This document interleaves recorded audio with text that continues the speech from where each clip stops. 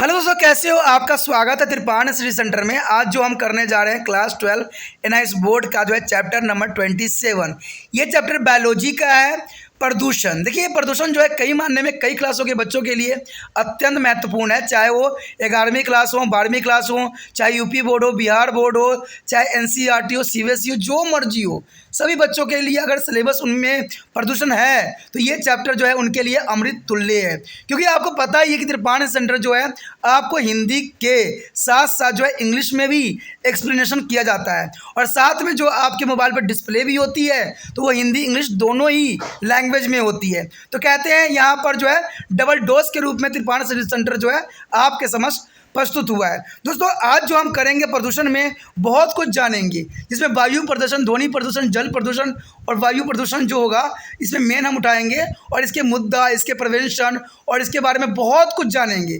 लेकिन आपको पता है कि चैप्टर स्टार्ट करने से पहले एक बात जो मैं हमेशा कहता हूँ, जिसको आपको सोचना भी चाहिए, विचार भी करना चाहिए और अमल भी करना चाहिए, वो ये है कि जब भी वीडियो देखिए पूरा देखिए, क्योंकि अधूरा जानकारी सदैव खतरनाक होता है। साथ में एक इंपॉर्टेंट बात ये भी रहता है, अगर आप पहली बार वीडियो देख रहे हो तो लाइक शेयर सब्सक्राइब करना मत भूलना, क्योंकि दोस्तों लाइक कीजिएगा तो बनाने वाले का मनोबल बढ़ता है, सब्सक्राइब कीजिएगा तो इससे ये होता है कि जब भी मैं कोई वीडियो डालूंगा उसका नोटिफिकेशन आपको समय रहते मिल जाएगा। और देखिए, शेयर का मतलब ये होता है कि आपके थ्रू न जाने किन बच्चों को हेल्प मिल जाए, ये आप भी नहीं जानोगे, इसलिए जो है आप शेयर जरूर करो, ठीक है। व्हाट्सएप स्टेटस पे भी लगाओ। दोस्तों, एनएसएस सेंटर जो है कई मानने में बहुत से बच्चों के लिए हेल्पफुल है, चाहे वो 8th क्लास हो, 9th 10th 11th 12th हो, चाहे वो एनआईएस बोर्ड के बच्चे हों, ठीक है, चाहे बीए एमए के बच्चे हो, सभी क्लासों के लिए कुछ ना कुछ जो है त्रिपाण सेंटर में उपलब्ध है। तो इसलिए आपके लिए ज़रूरी है कि आप सब्सक्राइब करके इसको चैनल को जो है सेव कर लो, नहीं तो बाद में अगर रिसर्च करोगे तो शायद आपको ये चैनल प्राप्त ना हो। तो इसलिए सोचना नहीं, विचार नहीं करना है, सब्सक्राइब करके जो है अपने पास सेव करना है। दोस्तों, ये तो बात था आपके लिए, लेकिन आप देखते हैं हमारा आज टॉपिक क्या है। तो our next topic is greenhouse effect and global warming. There is a most important topic here of greenhouse effect and global warming. In the earlier classes, you have a study about the greenhouse effect and global warming. The greenhouse is the enclosure of usually made of glass in which the temperature inside is higher than the outside. On the increasing of the percentage of greenhouse gases which prevent the escape of heat from Earth, would we increase the average temperature on the Earth as a worldwide is known as the greenhouse effect. The greenhouse effect is generally is called is the average temperature on the Earth. There is the increase the average temperature of Earth is called to the greenhouse effect. They here show the greenhouse effect. There is a light of sun is absorbed for the earth and solar radiation effect of the earth. There is a radiation come to the sunlight and they reflect for the other is a nature. The greenhouse gases here and trap it to solar radiation, absorbed radiation re-emitted by the greenhouse gases, and there is causing for the goes waste to the is a global is a warming. There is a main greenhouse effect here, and there is a very dangerous here. The greenhouse gases is the atmosphere we have, and the much like the glass is a panel in their greenhouse. They allow to the sunlight to the enter to the atmosphere of the earth. When the sunlight enter to the surface of the earth, the sun has the energy of absorbed by the land and the water and the biosphere, and some of this energy reflect back to the atmosphere by the earth, as some this energy is passes back into the space. However, the most of energy remain trapped in the atmosphere by the greenhouse gases causing to global warming on the earth. The show in this diagram their clarity on your mind. The next is the cases of the global warming. The cases of global warming is mainly is the carbon dioxide and chlorofluorocarbon and the methane CH4 and the nitrous oxide N2O. The main greenhouse gas that are causing global warming, and the increasing in the concentration of greenhouse gases lead to be increased trapping of the long wave radiation, the resulting in the increasing of earth temperature causing a global warming. Showing this diagram. Here show the global warming. Their sunlight is come to the earth and their effect for the our area is a short wavelength pattern is the atmosphere, and the absorption of the long wave is absorbed by the atmosphere, and the warm surface radiate of energy back. The earth surface absorb energy and the warm up. There is the global warming. The global warming is very dangerous for the glacier and the human beings.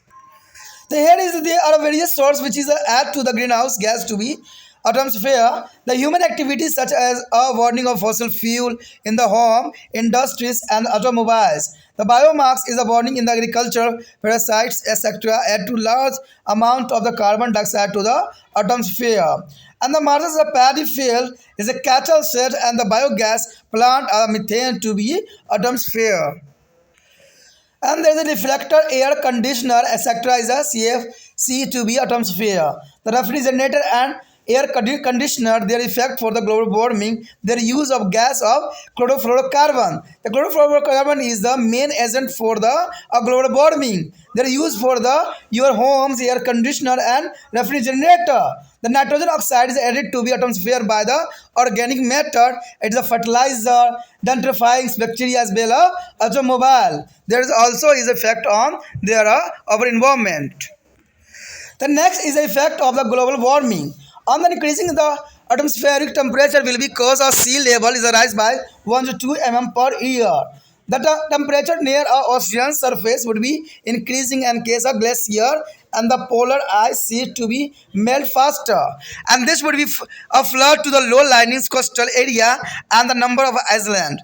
And global warming will be produce several heat waves during the summer causing the heat related illness and death. Due to increasing of surface temperature, the parasites of the pest will be get aquatic temperature to survive, leading to the increasing on their number, and this will be reduced to the crop production, and there will be more incidence of plant, animals, and the human disease. And the next is due to the increasing of temperature of earth is the atmosphere is the precipitation of water will be increased, and this will be decrease the soil moisture content and the lead to the frequently downpour also. The next is the prevention and control of the global warming.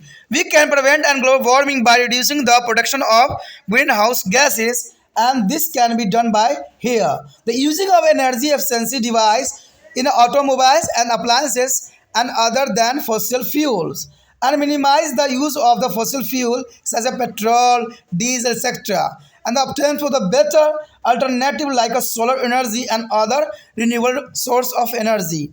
And the next here are reusing of home wastes, new printed cardboards and the glass and metal. By doing so we can reduce the carbon dioxide emission by the 800-500 pound of annually.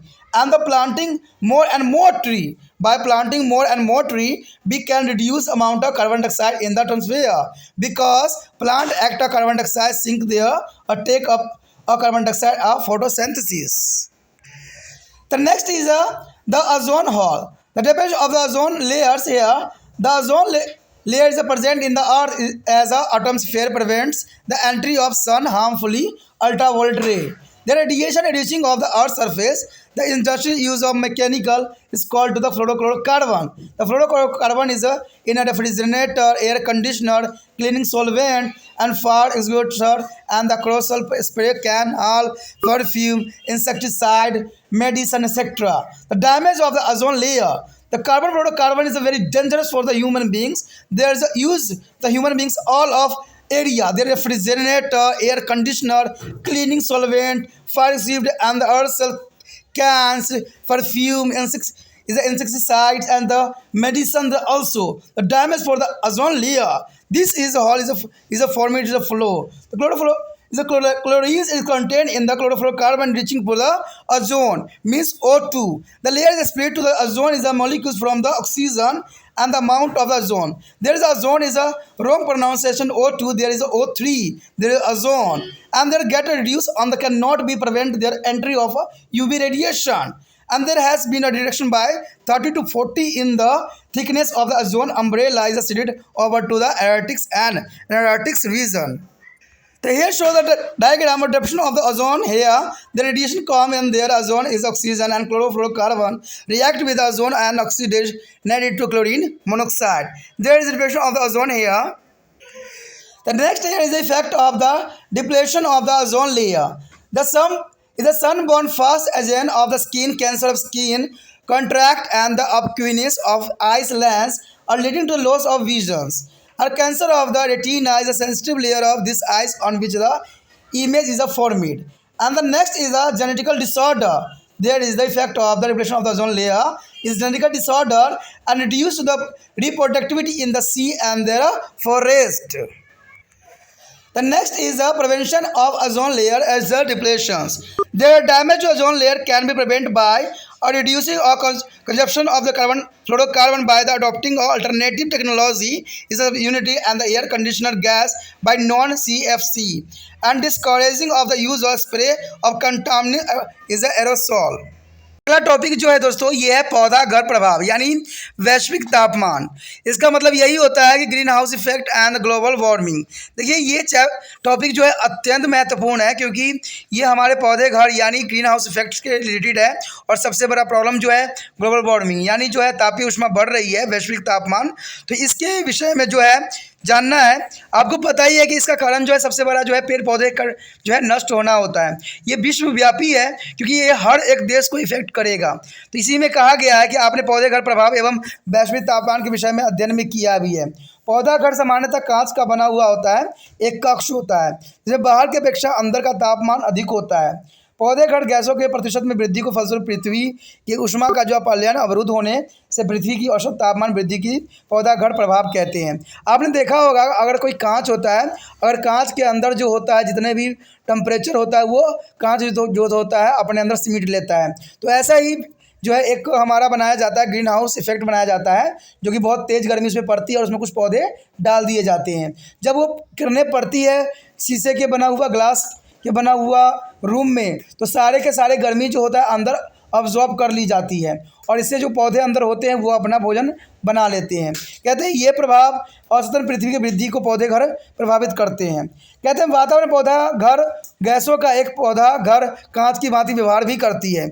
ये सूर्य के प्रकाश को पृथ्वी के वातावरण में प्रवेश करने देती है। जब सूर्य का प्रकाश पृथ्वी की सतह में प्रवेश करती है तो सूर्य की जो है ऊर्जा धरातलीय जल और जय मंडल द्वारा अवशोषित कर ली जाती है। इसका कुछ अंश जो है परिवर्तित होकर बाहरी अंतरिक्ष में चला जाता है। ये तापीय ऊर्जा का अधिकतम भाग हरित गैस ग्रह गैसों के द्वारा एवं कारण वातावरण में ही अवरत रहता है जिसको वैश्विक तापमान का नाम दिया है। तो ये बहुत ही काफ़ी आसान है और समझने के लिए भी काफ़ी ज़रूरी है कि देखिए कांच घर जो होता है अत्यंत महत्वपूर्ण रहता है। ये कुछ तापमान को अब्जॉर्ब जरूर करता है लेकिन कहते हैं ये कितना इफेक्टिवल होगा ये तो समय ही बताएगा। तो यहाँ पर जो है एक डायग्रामेटिक क्वेश्चन जो है सोल्यूशन करने की कोशिश किया गया है पौधा घर प्रभाव। देखिए कहते हैं सूर्य के प्रकाश पृथ्वी तक पहुँचती है और ये जो होती है आपस रिटर्न होकर सौर विकिरण पृथ्वी द्वारा परिवर्तित हो जाती है। लेकिन ग्रीन हाउस गैस क्या करता है इसको अवशोषित कर लेती है यानी विकिरणों को निकालते हुए वो जो है अवशोषित किए गए विकिरणों के पौधे घर गैसों का विकिरणित हो जाते हैं और वैश्विक तापमान बढ़ जाता है। तो ये भी काफ़ी इंपॉर्टेंट रहता है। ठीक है, पौधा घर प्रभाव अगर आ जाता है ग्रीन हाउस इफेक्ट तो आप इस डायग्राम को भी वहाँ मेंशन करके जो है अच्छे से अच्छे मार्क्स प्राप्त करने के लिए अग्रसर हो सकते हो। इसमें बताया गया अगला टॉपिक में कि वैश्विक तापमान के कारण क्या है। दोस्तों इसमें कोई दो राय नहीं है। मैं पहले ही क्लोरोफ्लोरोकार्बन के बारे में आपको चेतावनी भी दिया था और बताया भी था कि हमने जो क्लोरोफ्लोरोकार्बन अपने घरों में स्टोरेज करके रखे हुए हैं यूज़ कर रहे हैं वो आने वाला समय में बहुत घातक सिद्ध होगा। कहते हैं कार्बन डाइऑक्साइड हो या क्लोरोफ्लोरोकार्बन हो या मीथेन हो नाइट्रस ऑक्साइड हो या N2O जो है मुख्य पौधे घर गैस है जो वैश्विक तापमान करती है। इस पौधे घर गैस को सांद्रता में वृद्धि के कारण लंबे तरंग दैर्घ्य वाले विकिरणों के वातावरण अवरुद्ध रहने का परिणाम बढ़ जाता है जिसे वैश्विक तापमान भी कहते हैं। तो ये सबसे बड़ा कारण बनता है। देखिए कार्बन डाइऑक्साइड पौधा न होने की वजह से कार्बन डाइऑक्साइड बढ़ती है। जो क्लोरोफ्लोरोकार्बन है यानी CFC है आप अपने घरों में स्टोरेज करके रखते हो यानी रेफ्रिजरेटर एयर कंडीशनर। ठीक है, उसके बाद बहुत से यंत्र होते हैं आग बुझाने वाला यंत्र भी में भी यही प्रयोग किया जाता है। इवन कि अगर आपके पास परफ्यूम है तो उसमें भी क्लोरोफ्लोरोकार्बन डाला जाता है। तो आप समझ सकते हो कि आप जो ग्लोबल वार्मिंग के सबसे नज़दीक हो। और सबसे बड़ा तो मीथेन गैस है। ठीक है, ये भी क्लोरोफ्लोरोकार्बन का सबसे बड़ा कारण बनता है और वैश्विक तापमान बढ़ाने के सबसे बड़ा कारण में से एक माना गया है। अगर जनरली डायग्राम यहाँ देखा जाए तो वैश्विक तापमान को वृद्धि करने के यहाँ तरंग दैर्घ्य की बातें बताई गई है कि अगर लघु तरंग दैर्घ्य जो है वायुमंडल प्रवेश करती है तो इससे जो है गर्म सतह पुण्य ऊर्जा वापस विकिरण कर लेती है और इससे पृथ्वी की सतह की ऊर्जा को अवशोषित करती है और जो है गर्म हो जाती है। तभी तो आपको देखने को मिला है कि आजकल तापमान इतने बढ़ गए हैं जो इंसानों के सहन से परे होते चले जा रहे हैं और इसके लिए इंसान जो है हर तरह के वैकल्पिक इलेक्ट्रॉनिक चीज़ों से आश्रित हो चुका है। तो आने वाला समय में न जाने कितना टेम्परेचर बढ़ेगा और कैसे इंसान जिएगा, शायद ये कहना संभव नहीं है। कहते हैं अगर अनेक स्रोतों के कारण वातावरण में पौधा घर गैस का संचलन होता है। कहते हैं मानवीय गतिविधि जैसे जीवाश्म ईंधन का घरों में, औद्योगिक इकाई का मोटर वाहनों में जलाए जाने के लिए, कृषि कार्यालयों में जैव पदार्थ जलाने से काफ़ी मात्रा में कार्बन डाइऑक्साइड जो है वायुमंडल में आ जाती है और ये वायुमंडल में आके जो है काफ़ी नुकसान भी पहुंचाती है। कहते हैं अगर दलदल धान के खेतों, पशुशाला एवं बायोगैस संयंत्रों में मीथेन उत्सर्जित होकर वायुमंडल में चला जाता है। कहते हैं सबसे बड़ा जो है दलदल क्षेत्र में जो है सबसे अधिक मीथेन गैस उत्पन्न होती है और धान के खेतों में भी सबसे अधिक मीथेन गैस ही उत्पन्न होती है। धान खेत में अगर आप जाते हो तो वहाँ मीथेन गैस भी कई मात्राओं में मिलता है। पशुशालाओं में भी होता है, जहाँ मल मूत्र इकट्ठा किया जाता है तो उसमें भी मीथेन गैस होता है। तो कहते हैं ये सारे जो होता है वातावरण के जो है काफ़ी प्रभावित करने के लिए काफ़ी है। अगर हम देखा जाए तो रेफ्रिजरेटर, एयर कंडीशनर वायुमंडल में जो है क्लोरोफ्लोरोकार्बन उत्सर्जित करती है, जो कि काफ़ी घातक भी होता है और इवन ये हमारे बॉडी में भी प्रवेश कर चुका है और आने वाला समय में इसका कितना नुकसान होगा ये तो आपको समय रहते पता चल ही जाएगा। कहते हैं जैव पदार्थ, उर्वरक और जो डिटर्जेंट फाइड और जो है जीवाणु द्वारा जो है मोटर वाहनों को नाइट्रोजन ऑक्साइड निकाल कर वायुमंडल में आ जाती है। तो हम कहते हैं धुनाधुन जो हम उर्वरक इस्तेमाल कर रहे हैं, पेस्टिसाइड यूज़ कर रहे हैं, तो ये भी वातावरण को काफ़ी प्रभावित करती है और ये इंसान के साथ साथ जीव जंतु जो उसमें निवास करते हैं पर्यावरण में, उनके लिए तो घातक है ही है। कहते हैं ऐसे बहुत से जीव जंतु हैं जो विलुप्त हो चुके हैं और कई जो है विलुप्त होने के कगार पे है। तो मानव गतिविधियों ने इतना इनको नष्ट कर दिया है और मानव ने इतने जो है अंधे हो गए हैं कि इनका जीवन को संरक्षण करना भी अब उनके लिए संभव नहीं रह गया है। कहते हैं अगर आगे देखा जाए तो वैश्विक ताप के प्रभाव, देखिए वैश्विक ताप के क्या प्रभाव होंगे, इसका क्या जो है हमारा वातावरण में फर्क पड़ेगा। तो जर्नल सी बात है इसमें कि अगर वैश्विक तापमान बढ़ा तो हो सकता है कि ग्लोबल वार्मिंग जो है काफ़ी बढ़ेगी और ग्लेशियर जो है पिघल के धरती को जो है जलमग्न कर देगी। तो ये जो आज भी हुई थी और पुरातन समय के अगर ग्रंथ आप देख लो तो उसमें कई बार जो है धरती जलमग्न हो चुकी है। तो कहते हैं अगर वायुमंडलीय ताप में वृद्धि के परिणाम स्वरूप समुद्री तल जो है प्रति वर्ष 1 से 2 mm मिली ऊपर उठ रहा है, जो कि बहुत बड़ी चिंता का विषय है विश्व के लिए। लेकिन आज विश्व जो है इन बातों पर चिंता ना करके अपने देश को आगे बढ़ाने में और अपने एरिया बढ़ाने में लगे हुए हैं और वो क्या अब तो और भी ग्लोबल वार्मिंग बढ़ा रहे हैं। आए दिन जो है बमबारी एक दूसरे पे कर रहे हैं और जो है दुनिया को नष्ट करने की फिरात में है। चलिए कुछ भी तो होगा, इंसान ये तो नहीं कहेगा प्राकृतिक ने नष्ट किया है, इंसान स्वयं ही खुद को नष्ट करता हुआ चला जा रहा है। कहते हैं समुद्र सतह के बीच का ताप बढ़ने से हिम नदियों और ध्रुवीय बर्फ की परतें में पिघलने की गति बढ़ती चली जा रही है और दूसरी सबसे बड़ी पिघलने का कारण जो बन रहा है लोग स्वयं ही है। आज तरह तरह के जो है इलेक्ट्रॉनिक्स जो है रिसर्च हो रही है, तरह तरह के जो है भेजा जा रहा है। आपको पता है बहुत से सैटेलाइट भी भेजे जा रहे हैं जो कि इसमें से बहुत से जो है हानिकारक रेडिएशन निकलती है। इवन कि परमाणु बम भी आजकल गिराए जा रहे हैं और ठीक है, और यहाँ पर जो मिसाइल भी दागे जा रहे हैं। तो कहते हैं इससे क्या वैश्वीकरण बढ़ेगा नहीं, क्या ग्लोबल वार्मिंग बढ़ेगी नहीं? ये 100% बढ़ेगी, क्योंकि जब भी कोई बम ब्लास्ट होता है तो उसमें कार्बन डाइऑक्साइड के साथ न जाने कितने प्रकार के हानिकारक गैस होते हैं जो जनजीवन के लिए जो है अस्त व्यस्त करने के लिए पर्याप्त होती है। तो यही बात यहाँ भी दर्शाने की कोशिश किया गया है कि अगर आप देखा जाए कि इससे निचले समुद्र के निचले सतह पर जो लोग होते हैं उनको आए साल आए दिन जो है जलमग्न की स्थिति को जो है झेलना पड़ता है। कहते हैं देखा जाए वैश्विक तापमान और ग्रीष्म में प्रचंड ताप तरंग पैदा होती है और गर्मी कारण होने वाली बीमारियां और मृत्यु दर में वृद्धि होती चली जा रही है। कहते हैं अगर गर्मियां आती है तो न जाने कितने तरह की बीमारी भी जो होती है सर उठा लेती है। तो कारण क्या है? यही कारण है कि बीमारी को जो है हर तरह की कंडीशन मिल जाती है, ठीक है। अगर हमारे शरीर में नहीं मिलती है तो वातावरण स्वयं उसको उत्पन्न कर देती है, जिसकी वजह से बहुत से माइक्रो ऑर्गेनिज्म जो है हमारे शरीर में ग्रोथ करके हमें वो जो है नुकसान पहुंचा रही है, जिसकी वजह से आए दिन आपको नए बीमारी देखने को मिल रहा है। कहते हैं जो बीमारी का हम नाम भी नहीं जानते थे, न समझते थे, न कल्पना किए थे, वो बीमारी हमारे जो है शरीर को नष्ट करती चली जा रही है और हमें जो है आए दिन जो है एक गोली खाने के लिए मजबूर कर रही है। तो आप देख सकते हो कि जितने गोलियां खाओगे उतना आपको जो है शरीर जो है उसकी सेंसिटिव नहीं रहेगी, आप जो होगा उसके प्रतिरक्षा क्षमता ही खत्म हो जाएगा और इंसान जो है मृत्यु के गोद में पहुंच जाएगा। तो इसका कारण क्या है? हम लोग स्वयं ही हैं। कहते हैं सतह के तापमान वृद्धि से परिणाम स्वरूप परजीवियों एवं पिरकों को पनपने के लिए अनुकूल वातावरण मिल जाने की संख्या में वृद्धि होगी, जो कि मैं अभी बता भी रहा था कि परजीवी जो होंगे, पिरके जो होंगे वो पनपने लगेंगे, क्योंकि उनके लिए जो है तापमान जो है फेवरेबल कंडीशन में मिलेगा। कहते हैं तापमान अगर सही मिलता है तो कोई भी जीव जंतु जो है आसानी से ग्रोथ कर जाता है। कहते हैं अगर कोई जीव को अगर नष्ट करना है तो दो ही कंडीशन है, या तो आप उसको बहुत ठंडा कूल कर दीजिए या बहुत हॉट कर दीजिए। तो दोनों कंडीशन में जो है जीवाणु ये बढ़ते और घटते तापमान को सहन नहीं कर पाते हैं और नष्ट हो जाते हैं। लेकिन अगर मान लीजिए उनको जो है उनके फेवरेबल कंडीशन मिल जाए उनके ग्रोथ करने का, तो ये कितना हमें नुकसान पहुंचाएंगे ये आप कल्पना भी नहीं कर सकते। कहते हैं कि अगर देखा जाए जिससे फसल उत्पादन घटेगा और पौधे में पशुओं मानव रोगों में वृद्धि होगी। कहते हैं अगर इस तरफ जो है पीलकनाशी आगे वृद्धि करते हैं तो इससे क्या होगा, हमारे फसल उत्पादन घटेगी और जो है पौधे और पशुओं में न जाने कितने प्रकार की बीमारी होगी। आपने देखा होगा कि इतने सारे हम जो केमिकल फर्टिलाइजर यूज़ कर रहे हैं या कितने मोर्टीन कोयल यूज़ कर रहे हैं, इसकी वजह से आजकल जो है मच्छर इसके रेजिस्टेंस पैदा हो चुका है। आजकल इन कोयलों का कोई प्रभाव नहीं पड़ रहा है। या आप भी देख लेना कि मोर्टीन जला देना और देखना कि आपको मच्छर क्या काटेगा, नहीं 100% काटेगा, क्योंकि उसको रेजिस्टेंस हो चुका है, उसका प्रभाव ही उस पर नहीं पड़ रहा है। तो दवाई का इंसान में भी ऐसा ही होगा। कहते हैं इसलिए आज के समय में जो है मच्छरों से बचने के लिए हाई प्रोफाइल चीज़ों का इस्तेमाल किया जा रहा है, हाई प्रोफाइल ड्रग्स का इस्तेमाल किया जा रहा है कि चुटकी बताओ और मच्छर भगाओ। तो ये सिर्फ मच्छरों पे इफेक्ट नहीं करेगा, ये आप पे भी करेगा, आपके लंग्स पे भी करेगा और आपको भी बीमारी के जो है आगोश में जो है ले जाएगा। तो ये मत समझिए कि इससे हमें मच्छर भगा रहे हैं, हम स्वयं की ज़िंदगी को ये यहाँ नष्ट करते चले जा रहे हैं। पृथ्वी के वातावरण के तापमान वृद्धि के कारण पानी का अवक्षेपण बढ़ेगा, जिसके परिणाम स्वरूप जो है मृदा जल तत्व में वृद्धि होगी और वर्षा अधिक हुआ करेगी। तो वर्षा तो जनरली आपको देखने को मिल ही गया होगा। अगर इसी साल कंपेयर लिया जाए तो इस साल सबसे अधिक वर्षा हुई है और लोग भी काफ़ी परेशान हुए हैं। तो इसका तो कारण आपको दिख ही रहा है, इसमें दो राय नहीं है। अगर देखा जाए वैश्विक तापमान की रोकथाम एवं नियंत्रण, तो देखिए हम पौधे घर गैसों के उत्पादनों को कम करके जो है वैश्विक तापमान को कम कर सकते हैं।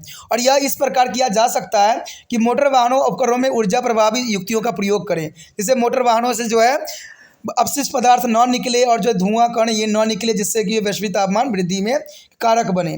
जीवाश्म ईंधन जैसे पेट्रोल डीजल आदि का उपयोग न्यूनतम करके अधिक अच्छे विकल्प के और सौर ऊर्जा का जो है पुनर्नवीनीकरण ऊर्जा का स्रोत प्रयोग कर सकते हैं। जैसे आजकल पता ही है आपको कि विद्युत जो है वाहन आ गई है, तो वह काफ़ी जो है रिड्यूस कर सकता है। लेकिन कहते हैं ना कि जब हम अंतिम चरण में पहुंच जाएंगे और तब आप जाके कोई नया चीज़ निकालोगे तो इसका प्रभाव कुछ भी नहीं पड़ने वाला है। तो वही शायद अब भी हुआ है कि समय रहते आप लोगों ने निकाला नहीं, तरह तरह के जो है इलेक्ट्रिकल वाहन निकली नहीं, जिसकी वजह से आज जो है ग्लोबल वार्मिंग जो है अपनी चरम सीमा पर पहुँच गई है।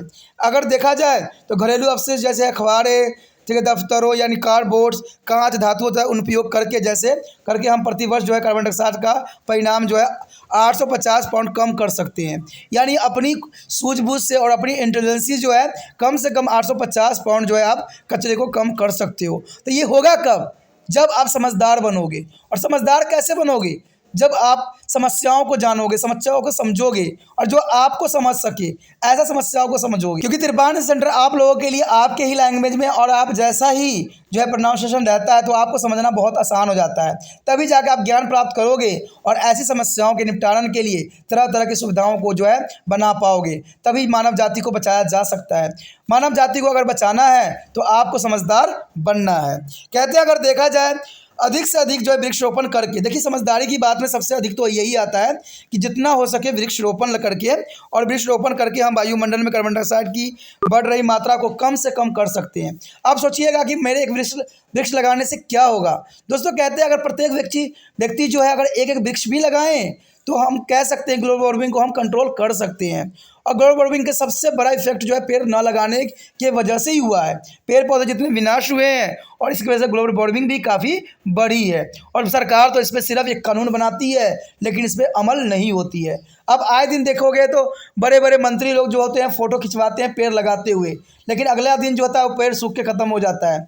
तो कहते हैं ये सिर्फ दिखावा करते हैं, इनसे कुछ नहीं होने वाला है। नहीं तो अगर इनके पास समझ होती, सोच होती तो हर जगह पेड़ पौधे लगाते और हर जगह लोगों को इसको संरक्षण करने के लिए जागरूक भी करते। कहते हैं इलेक्शन में खड़ा होके ये ज़रूर बोल देते हैं कि हमें वोट देना, हमारे लिए करना, हम आपके ये वो करेंगे, लेकिन इतना कोई नहीं बोलता कि आप वोट तो मुझे दो, लेकिन सबसे इम्पोर्टेंट है आप पेड़ पौधे के बचाओ, क्योंकि पेड़ पौधा रहेगा तभी आपका जीवन रहेगा।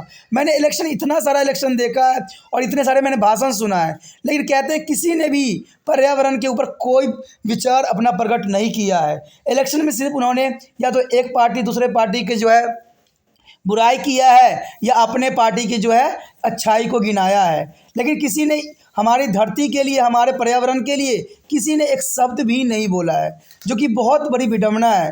कहते हैं दोस्तों, ये बड़े लोग होते हैं, बड़े मंत्री लोग होते हैं और इनकी बातें सब सुनते हैं, और मैं बोलता हूँ तो मेरी बातें कोई नहीं सुनेगा, क्योंकि मैं बहुत बड़ा नहीं हूँ। इवन कि आप लोग तो लिप भी कट जाते होगे सुनते सुनते ये सब बातें, क्योंकि आपको पता है कि ये सब सिर्फ आपको एक भाषण सा लग रहा होगा या व्यर्थ की बातें लग रही होगी, लेकिन मैं जानता हूँ इस बात को कि ये हमारे भविष्य के लिए बहुत ही इम्पोर्टेंट है।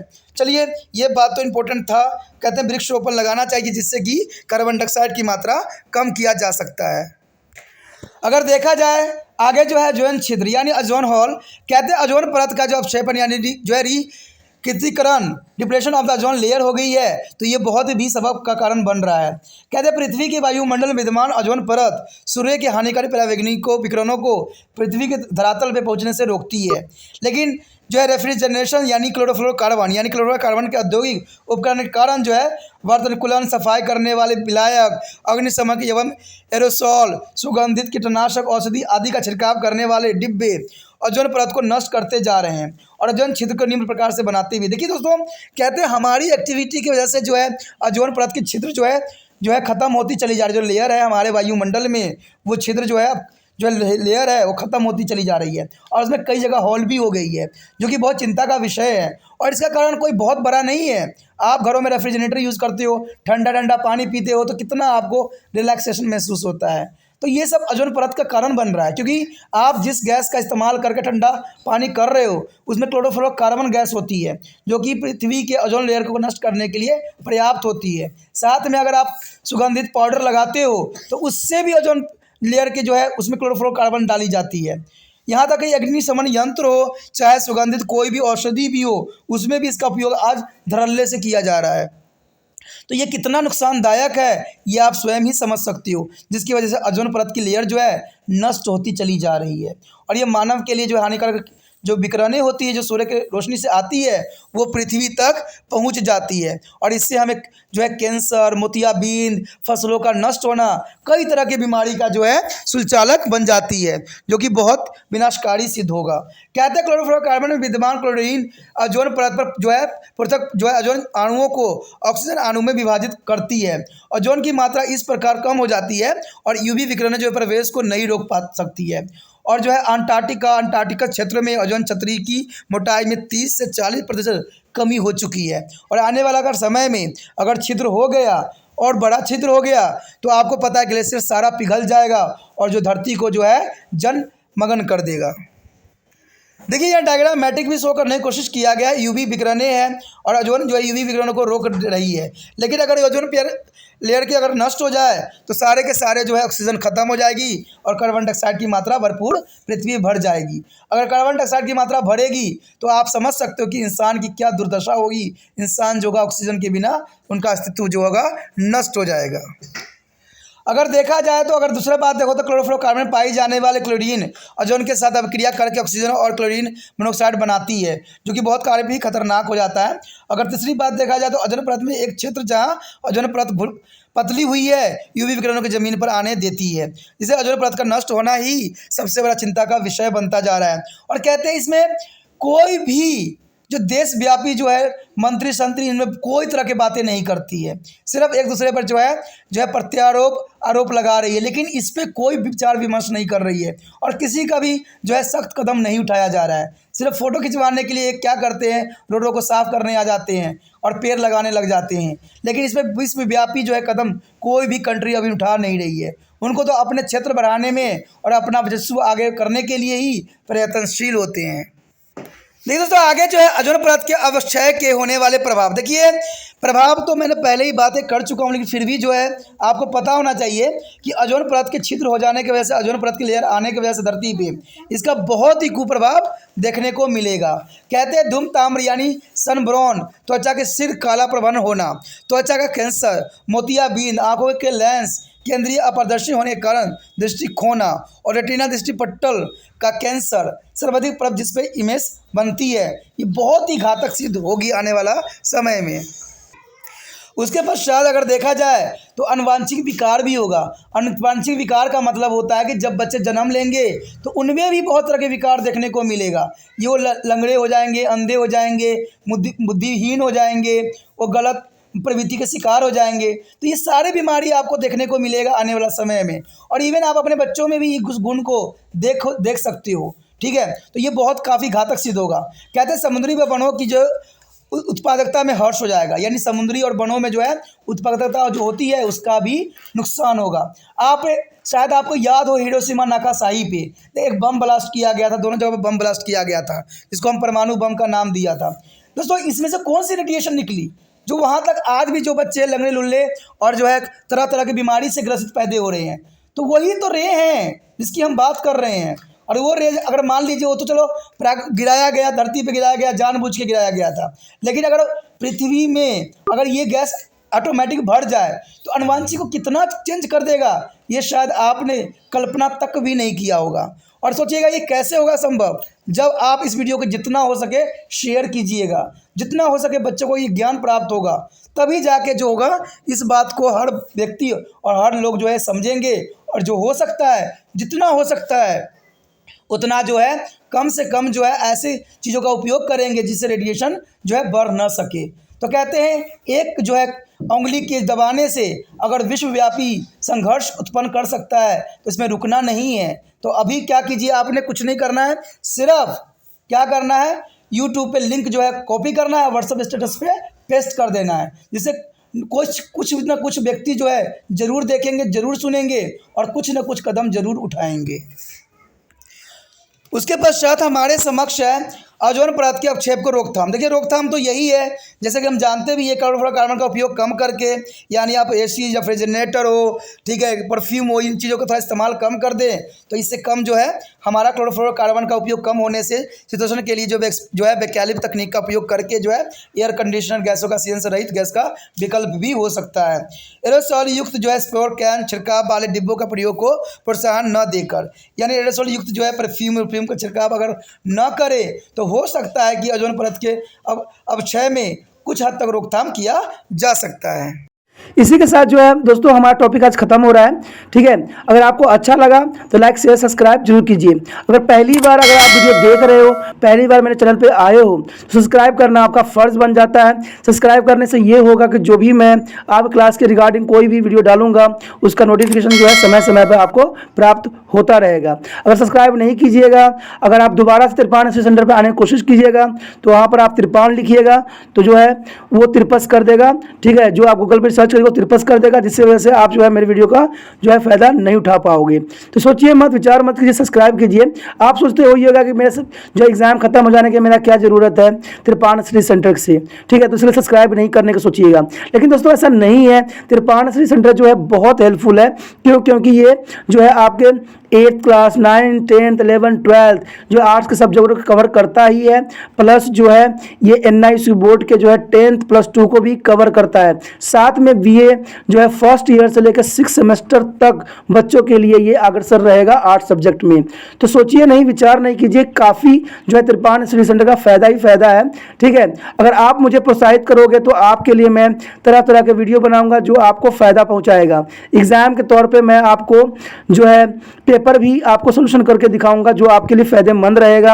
अगर नहीं सब्सक्राइब कीजिएगा, मेरा मनोबल घटेगा, तो हो सकता है कि आपको फिर दोबारा मैं ना वीडियो बनाऊं और आपको फ़ायदा ना पहुंचाऊं। तो अभी भी नहीं सोचिए, मेरा जितना आप फैलाइएगा, जितने दूसरे बच्चों के साथ शेयर कीजिएगा, उतना जो है मैं आपके लिए कार्य करने में अग्रसर रहूँगा। ठीक है दोस्तों, इसलिए सोचिए मत, विचार मत कीजिए, अभी सब्सक्राइब कीजिए और अपने व्हाट्सएप स्टेटस पर लगाइए और दूसरे बच्चों के साथ भी शेयर कीजिए। ठीक है दोस्तों, अपना ध्यान रखना, बाय।